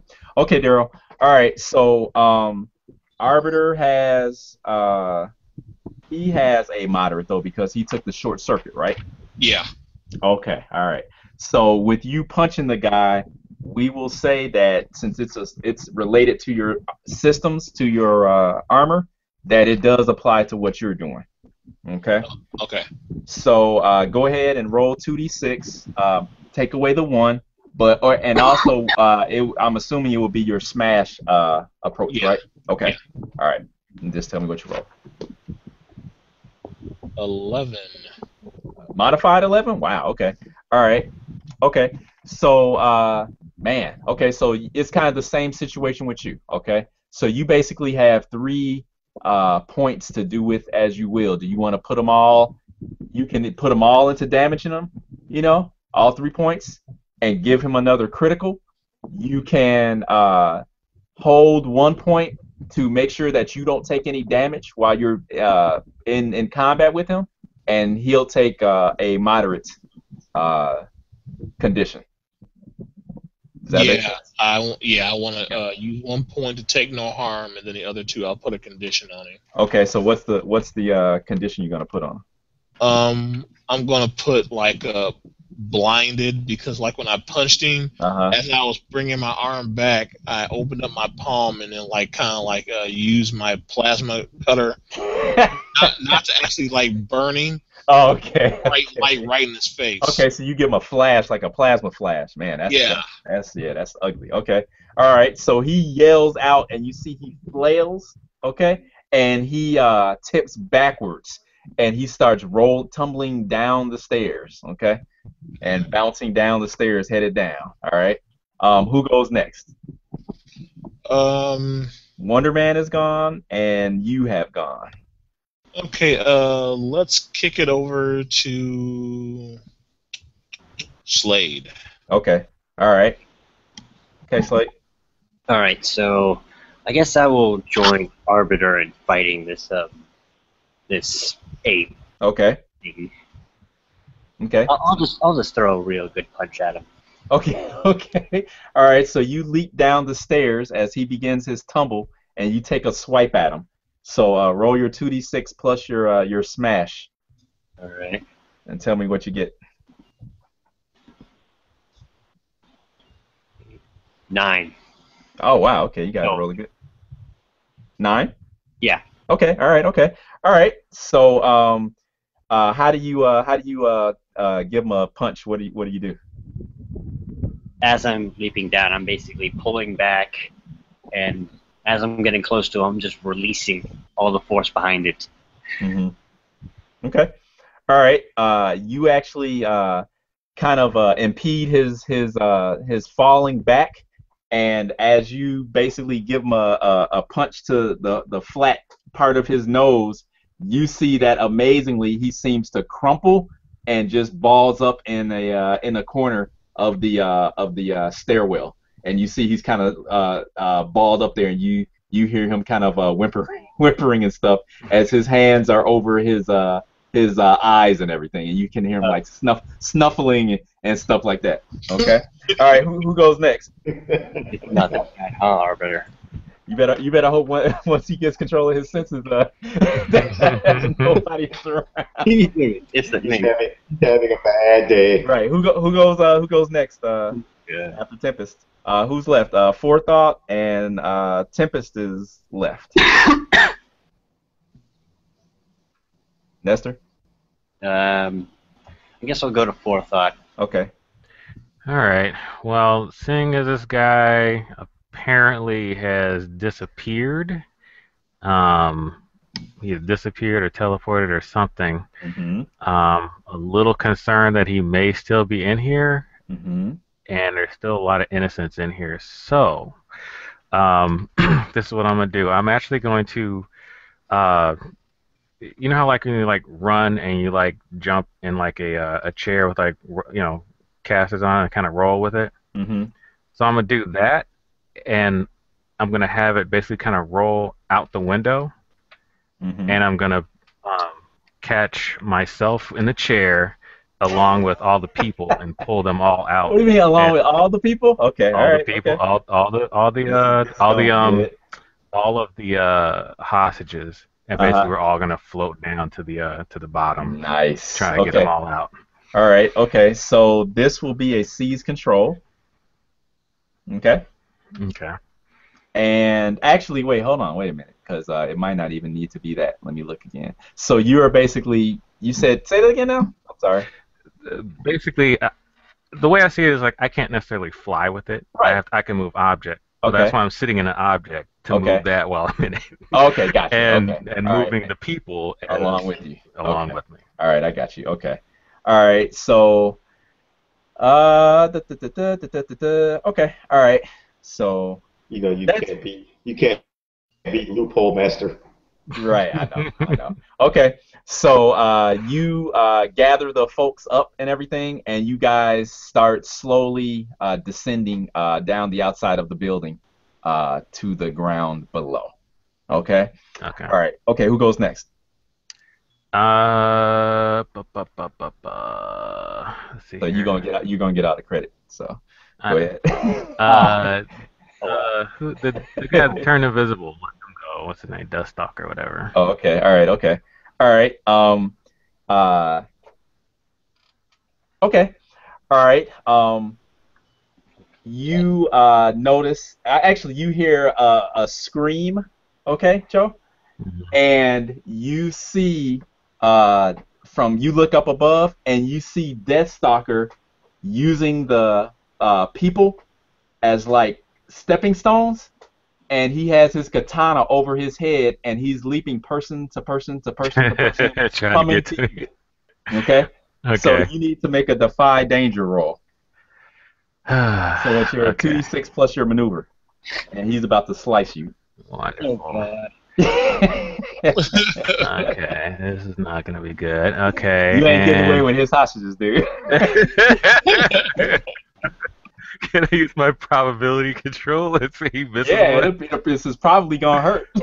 Yeah, that's right. Ain't no probably about it. There's a high probability Okay, that this will suffer. and I have to use maneuver. Yes, maneuver is to defy danger. Yes. Okay. What else would you do? It's not, this is your Investigate. right. Investigate. Got to investigate how the sword is going to go in my butt. Yeah, here we go. Oh, got a 7.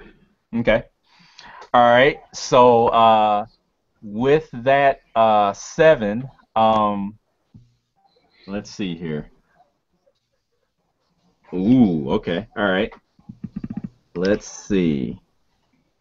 Wait. Actually, how are you avoiding his strike? Is what I should ask. I'm sorry. Well, I'm controlling everybody as we're going down, so I'm moving people out the way, making it more difficult for him to actually, get his, like if I see him coming, I'm controlling everybody that's coming down, so I'm maneuvering his steps away from him, maneuvering myself away, so he doesn't have a direct line straight to me. He's got to, Okay. All right. So while you're adjust on the fly. okay, so while you're doing that, and you see he's just like bouncing, boom, boom, boom, from person to person, just like stepping on their heads, on their shoulders, on their backs, on their stomachs. They're like, as he's coming closer and closer and closer, Mhm. and you can see the sunlight like gleam off of this katana that he has, and as he leaps off of like the last, well, not the last, off of one of the final people to come at you. You see that as you've been kind of jerking all the people around, left and right and everything, that one person you jerk a little bit to the left instead of to the right, and you see that either you will have to take the blade or this other person will. I suggest you, but then that's just my own thinking. Well, you know what? The hard choice is that he's gonna have to take the blade because I see it like if I go, we all go. So that's the hard choice. Okay, so you let because I'm holding on to everybody. And if I go, the okay. whole crowd. All right. Will Okay. so, All right. So with that last juke move, he comes down, and you see that the person, they get it. The blade. You see the blade of the katana kind of like cleanly slice through the person in the side of their like abdomen, and the woman just like screams, ah! you know, and you guys inside the building hear the scream echo up from outside, you know, of a woman. Okay. What the hell? Are we And- playing? Is this Shadowrun or is this? What's going on? What, if And, I get taken out, then everybody falls to their death? And, that's his logic. And you see that he pulls the blade out, and he's still standing atop this woman. Okay. All right. So who was left? Just Heath? Just Tempest, I think. Is that right? Yeah. Okay. All right, Heath. All right, so the ape guy's doing there like in the stairwell, like curled up, right? Yep. He's having mental issues. It seems like. All right, so like this, you know, after that, you know, this quick flashback he had, and then, you know, hearing the sound of this woman screaming, and just like further like incites his rage, you know, and another like quick glimpse of this woman like flashes in his mind, and he's pissed, and he just kind of like locks eyes with this gorilla. And like this devilish grin comes over his face, and you know, he raises both of his arms up, and like, you know, and causes like the stairwell to begin to like fold up and just wrap around and constrict this. Oh wow! Okay. All right. As that's happening, you see the one beady eye that's kind of peeking through the gorilla's you know, hands. You know, you see it kind of twitches, you know, as it sees this happening, and then he's encircled up by the concrete and steel, and you lose sight of him. Okay. So lock eyes with the gorilla. Right. right. That's a big no-no. Gorilla should lock eyes with Tempest. Right. So Joe, back outside with forethought. Okay. You can see that down below you are a bunch of ambulances and fire trucks and police cars, you know. And you see that some of the policemen have their guns out, okay? And it looks like they're trying to decide, you know, who they're gonna take a shot at, you know, possibly you or this other guy that's kind of surfboard riding this one writhing lady, you know? Stab the lady, and they're gonna shoot at. But they don't want to hit the innocents because they're innocents, and so you see that they're kind of hesitating down there, and they don't really know, you know, exactly what to do. And you see that Death Stalker kind of looks and assesses the situation, and kind of shakes his head like this is not gonna happen. And you see that he reaches into his one of his pouches, pulls out a camera phone, and snaps your picture.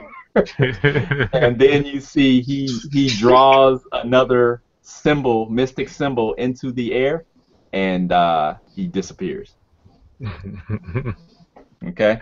All right. So now we'll end that, and the next scene opens up with all of you guys down on the bottom floor of the Nakatomi Tower. Okay. And there are civilians, hostages, you know, kind of all around, wrapped in blankets and stuff, and being tended to by emergency personnel. And you guys are kind of standing over to yourselves, and you can see that Director Sanchez is talking to a crowd of city officials, which include like fire chiefs, police chiefs, others that are, you know, in suits and everything with badges tucked in their suit, you know, coming out of their hooked in their suit pockets, you know. And occasionally, you know, Director Sanchez will kind of look your way and kind of say something, and all of these heads turn and look towards you guys, and then turn back towards him. So this has been going on for a few minutes now. Right. So is there anything anybody wants to do? Well, that could have gone better. I was going to talk to Arbiter. Arbiter, Yeah, with how he thinks I've done since he thinks I'm a rookie. Okay, all right. So Arbiter, you see that Slate kind of pulls you to the side, and you guys take it away. Go ahead. We're listening. Okay, well, I'm kind of like preoccupied, you know, as Slate walks up to me. I'm preoccupied running diagnostics on my armor and start repairing the short circuit that I got. All Um, right. he comes up to me and he's like looking as if to get my attention. I turn toward him. Yeah, what do you want, rookie? I was just gonna ask you if you think I did well. Well, you didn't make your head explode when you tried to do that thing with your helmet and almost killed yourself, so I guess you're doing a good job.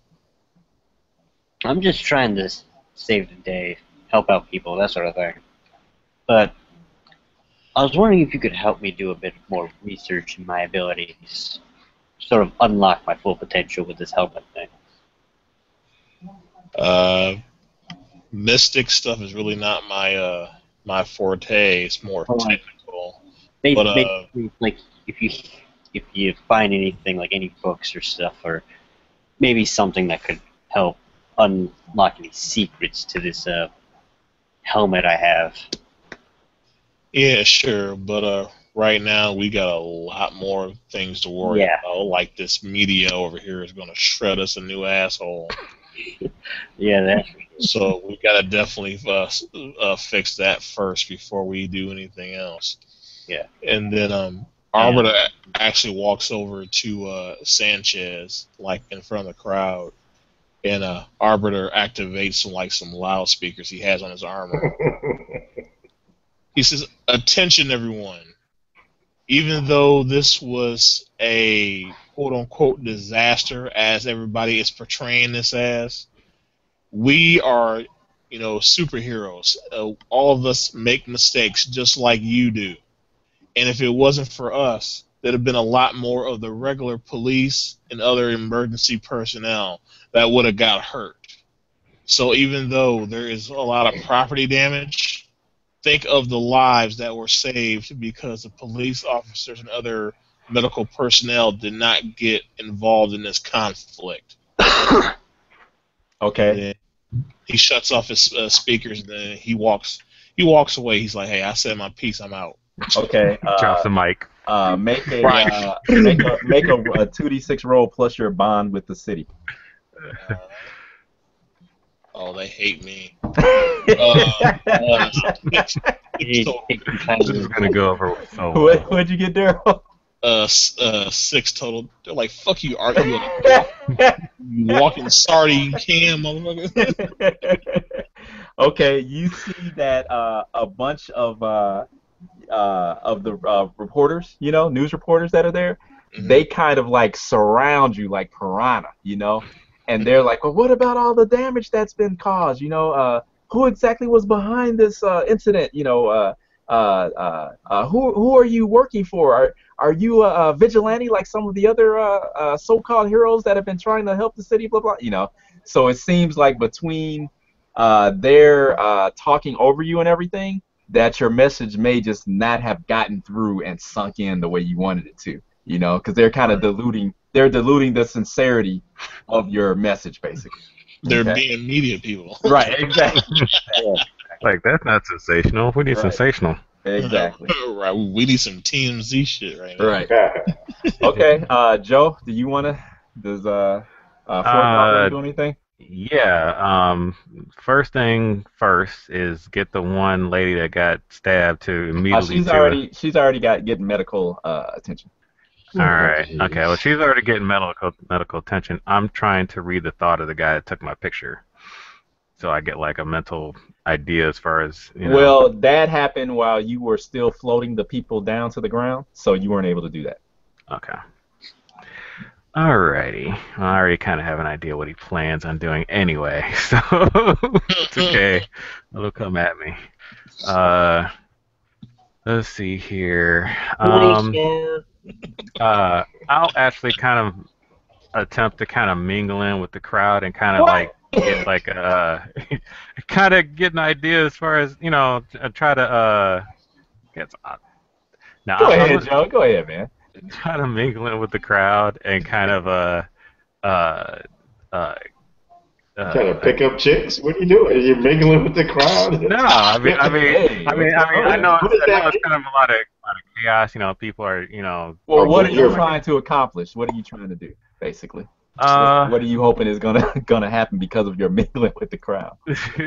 well, I'm trying to pick up on uh, like if there's anybody that's kind of I guess that might have been kind of behind the scenes that might be kind of like sitting here in the crowd, kind of like trying to determine, all right, what's the next course of action? Like that guy that disappeared, I know I can't quite read his thoughts, but if there was anybody else that might have been involved that might be kind of hiding out here or whatever. Okay, as you kind of just wade into the crowd of onlookers and you find some kind of way to kind of avoid the police line, and actually get into the crowd, as you say.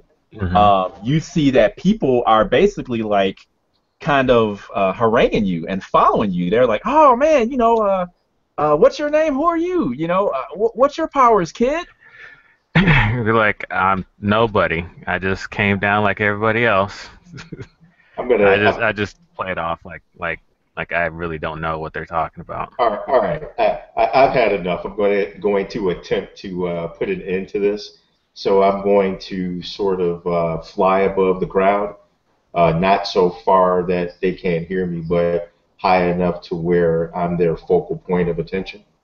And I'll kind of bring my shield to bear to light and reflect the sunlight just to draw extra attention upon myself and say, I am Wonder Man, and I am a member of Hero Corps, along with my comrades here, Tempest, Arbiter, Forethought, and Slate.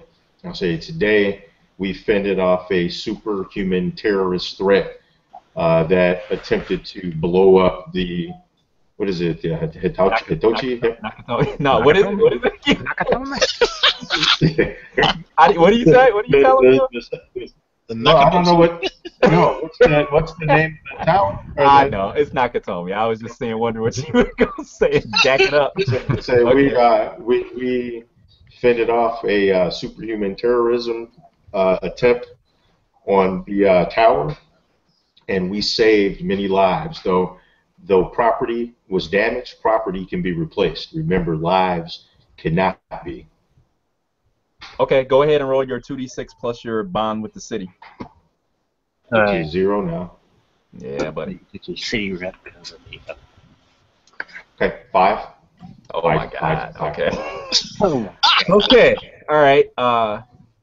So the people are. You guys basically see the crowd kind of like, oh, as they see this almost figure bathed or dripping in like golden light, pretty much, because as the sunlight hits his golden fleece and his reflective shield and all of this stuff, he looks godlike, and they're like, oh my God, look, and he's basically like, bow down, we've helped you That's guys not out, what I said. So, That's not what I no, said. no. This is their reaction and their interpretation to that because of your 5 you rolled. Gotcha. Okay? All right, okay. So anyway, what I was saying is that as he's finishing up, as Wonder Man's finishing up his spiel, you guys hear people kind of like grumbling and actually a few cat calls, if not boos, coming from the people, and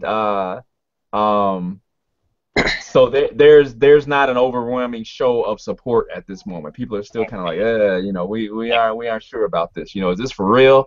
And actually you see that some people may be like kind of like come to the realization that this almost godlike being, who is this guy?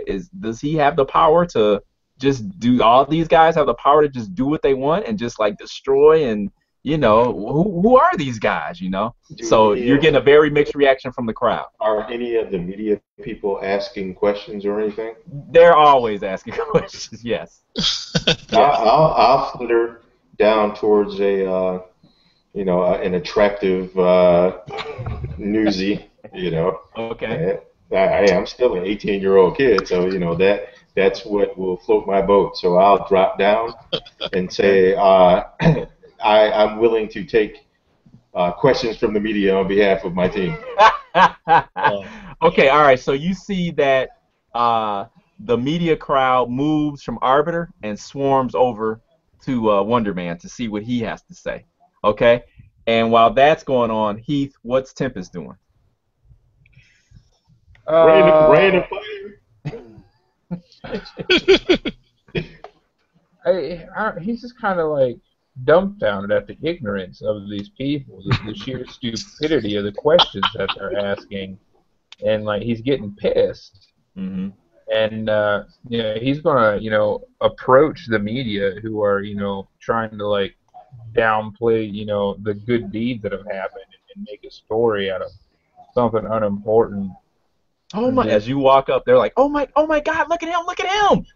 And you see some of them come over to you, thrusting their mics in your face and everything, and they're like, oh my God, what mutilated you? What happened? Were you born this way? What's going on? Are you contagious? He's just kind of like, he bites his lip, And it falls off. You bite one of the mics. What did you say? He kind of like bites his lip, like it starts to bleed. And, oh wow, okay. He just like that's of no fucking concern of yours. Oh my! And you see like the reporters kind of what's going on? And then you guys see that some of Avalon City's finest come hup. What's going on here? Are you being overly aggressive towards these reporters, sir? So you see the cops kind of move in like, hey. What's going on? He ain't worried. He ain't intimidated by these schmucks.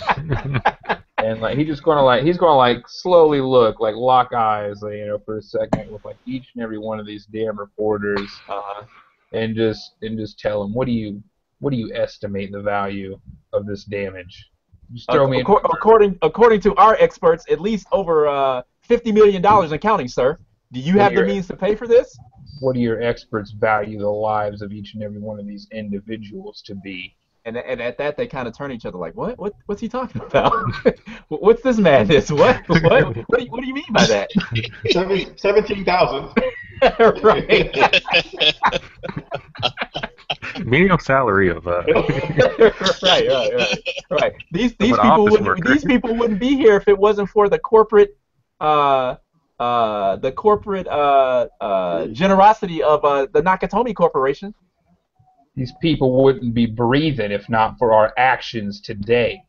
Remember that when you file your little fucking report in the newspaper. And they're like, whoa.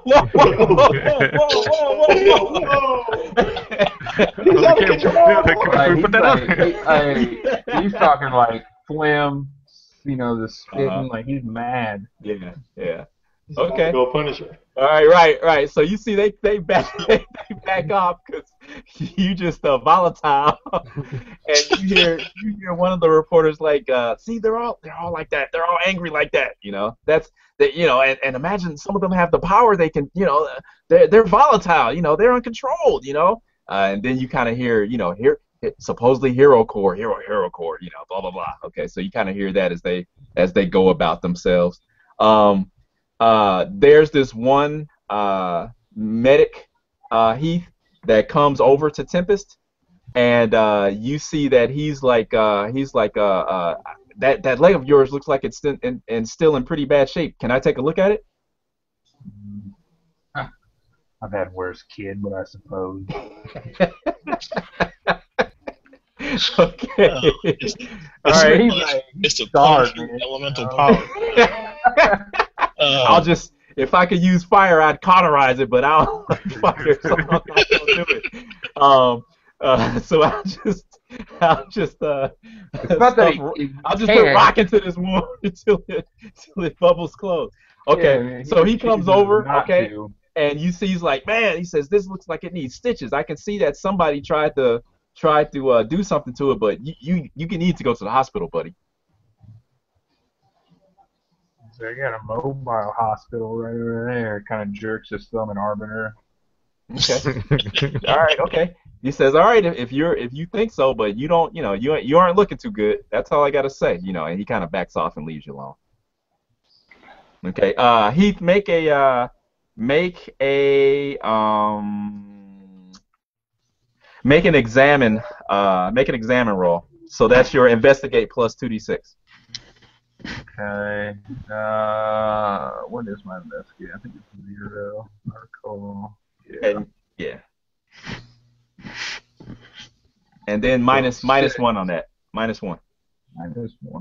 Yeah. All right. So 5 or no? Okay. Yeah, 5. All right. Okay. All right. So like I said, the guy walks away. Okay. Okay. Okay. I feel like I just been poisoned or something. Move along. Nothing to see here. Move along. Yeah, Okay. I mean, you don't know. Save or die, save or die. Right. So, okay. So, the scene changes again, and you guys are back kind of like in the rear of Nakatomi Plaza, kind of off to the side, you know. And there's a transport, a aerial transport that's, you know, parked there, and it's you can hear the rotors or whatever, the arrow blades are starting to whine as they kind of rev up, and Director Sanchez is standing there, and he's kind of pacing back and forth at you guys as you guys are just chilling. Joe, let me back up a second. As you kind of wove your way around through the crowd, you really didn't catch any pertinent surface thoughts from anyone. There was just a lot of like confusion. There's fear, you know. Some people actually are happy and kind of looking at you guys or the heroes of the city with gratitude, you know, and some reverence. But there's a lot of everything being tossed around, you know. And then it doesn't help that there's the gravity of the situation where people heard it was like a bomb threat. They heard that metahumans were attacking a building downtown. They heard that downtown was being attacked. You know, there was just all kinds of stuff A lot going of on. misinformation. Yeah, so you really didn't. Huh? One more thing I kind of wanted to mention too, I forgot to say, Oh, is that I'm sorry. No, that Take lady control that of the got air. stabbed, she's before they would have left, I would have told her, you know, mentally, I would have told her, you know, I'm sorry that she got hurt, and that I will check up on her. So you invaded her condition. mind and told her that. I tell her I'm sorry. I'm sorry she got hurt in the incident, and that I will check up on her condition. You know, once you Who get are checked you? out. Who are you? Forethought.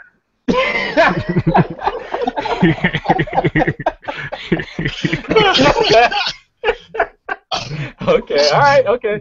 All right. Okay. So you. Okay. And that's your sexy mental voice, right? Right. Yeah. You gotta So whisper. very You white. gotta whisper. Okay. All right. So then we're back in front of Director Sanchez, and he kind of stands there, you know, and he's kind of thinking, you know, he's been kind of pacing back and forth, and he says, regardless of what went on out there, he says that the bottom line is that we actually were able to contain one. I'll just call him a meta because I'm not sure what he is, but we were able to contain one of the terrorists thanks to you guys' combined efforts. Even though there was a lot of collateral damage, we didn't lose any lives. We had some injuries, including, and he kind of looks over towards Forethought, and he says, including one that was lady that was just technically in critical condition, but she's going to be fine. She's going to pull out of it. He says, I really have to say, considering you guys were pulled into this at the last minute, that you guys did a damn good job. So he says, you get a hearty thanks from me and from Hero Corps as well, you know, for whatever weight that carries. He says, I don't care what the mayor's talking about. He has to say certain things in front of the cameras in order to save face and to keep this city from being pulled apart and to keep mass panic from ensuing. He says, but the mayor also wants me to tell you guys that you have his thanks as well. What good is that if the city hates us? He says, you gotta imagine. He says, you guys aren't the first heroes that I've had to deal with. He says, this is a thankless job at times. You know, at the best times and at the worst times, people will hate you. He said, but the bottom line is that you have to be doing this more from just the fame or any fortune. He says you have to do this because you love the city and the people that are in it. I don't know about all that. What are you doing this for? Why are you here then, Tempest? So I got, He puts his hand up. He says, "Look," he says, I've seen your file. He says, I know a lot about you guys that you may think that I don't." And he says, I've seen your psychiatric your profile, and you got issues, buddy. But let me tell you, we all got issues. He says you aren't the only one that's lost somebody in the line of fire, so you might as well just suck it up and get over it. oh, really? Oh, shit. That's what he says. Yeah, I'm gonna get a little pissed off again. Mhm. Talk about losing someone in the line of fire and kind of walk up to him, like put my nose on his nose Okay. and say, I didn't lose somebody in combat. You understand me? My family wasn't murdered by some unknown. Mm-hmm.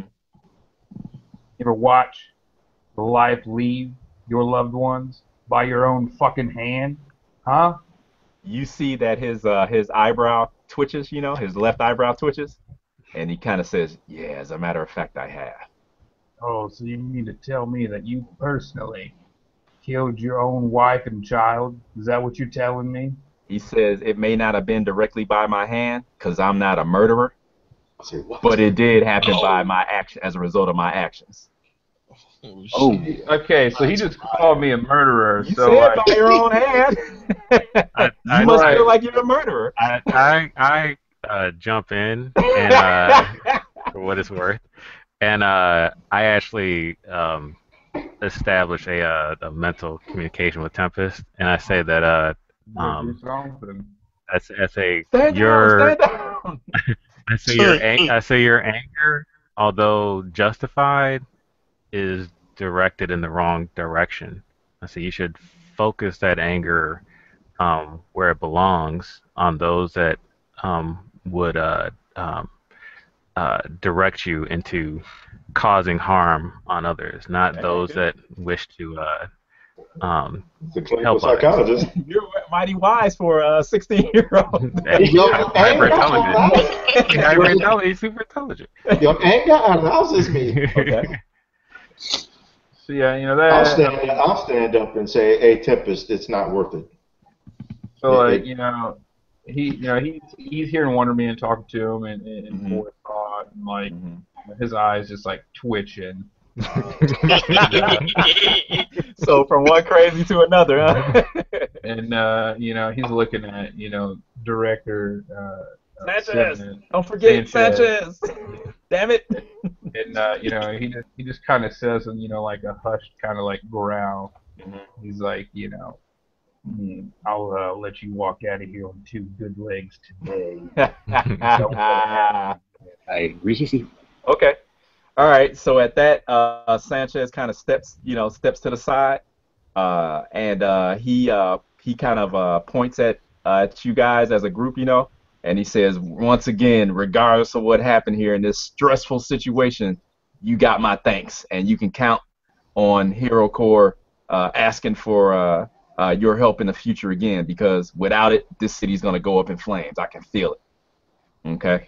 And then all of a sudden, no, not all of a sudden, you guys hear the sound of a lot of gear and everything, and you guys can see that all of these tactical, equipped guys basically come out the woodwork, and meaning that they weren't far away, and they kind of all hop on and get into the transport, and it winds and goes up and flies off. So we're gonna end it there.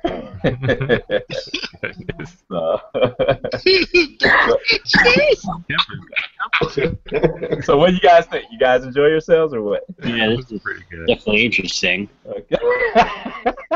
What does that mean? It was fun. Okay, all right, that's better. Okay.